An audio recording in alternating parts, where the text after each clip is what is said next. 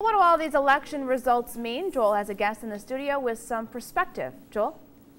Thank you, Liz. Joining us in the studio is longtime political analyst Paul Rozycki. Paul teaches a political science class at Mott Community College.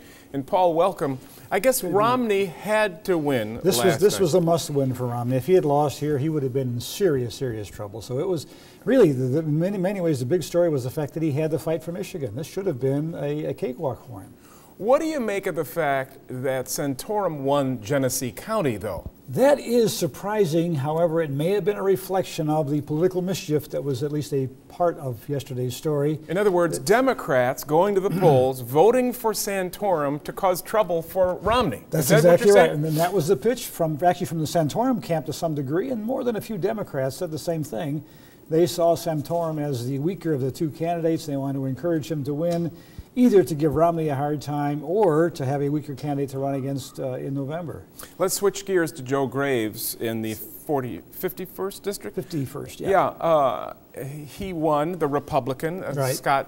Paul Scott held that seat, also a Republican. What do you make of that race? No surprise there. I mean, frankly, that district is a bit Republican in terms of its base. Yeah. Secondly, having been held on a Republican primary day, the turnout was heavily Republican. So. Yeah. Actually, I was surprised Losey put on such a big campaign. He did maybe a little better than I would have thought, but still, all in all, a substantial Republican victory and hardly a big surprise there.